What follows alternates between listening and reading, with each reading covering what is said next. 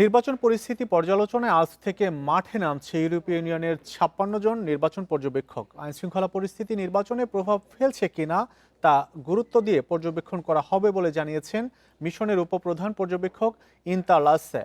সকালে রাজধানী ইন্টারকন্টিনেন্টাল হোটেলে এসব জানান তিনি। বলেন, পর্যবেক্ষকরা এসেছেন কানাডা, নরওয়ে ও সুইজারল্যান্ড থেকে। নির্বাচনের আগে তাদের সাথে আরও ৯০ জন স্বল্পমেয়াদী পর্যবেক্ষক যুক্ত হবেন। দীর্ঘমেয়াদী পর্যবেক্ষকরা নির্বাচনী প্রক্রিয়ার নিরপেক্ষ ও তথ্যভিত্তিক মূল্যায়নে গুরুত্বপূর্ণ ভূমিকা রাখবে।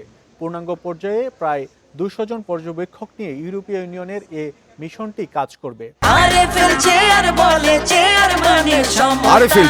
ক্ষমতার নয়, সমতার চেয়ার। নির্বাচন শেষে আগামী ১৪ ফেব্রুয়ারি ঢাকায় নির্বাচনের প্রাথমিক পর্যবেক্ষণ প্রতিবেদন প্রকাশ করা হবে বলেও জানান উপপ্রধান পর্যবেক্ষক ইনতা লাসে।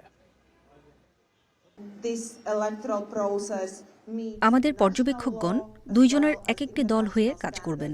তাদের পর্যবেক্ষণের সময় ভোটার, নির্বাচন কর্মকর্তা, প্রার্থী ও রাজনৈতিক দলের প্রতিনিধিদের পাশাপাশি নাগরিক পর্যবেক্ষক ও তরুণ কর্মীদের সঙ্গে সাক্ষাৎ করবেন। তারা শুধু শহরেই নয়, ছোট শহর ও গ্রামাঞ্চলেও এসব কার্যক্রম পরিচালনা করবেন।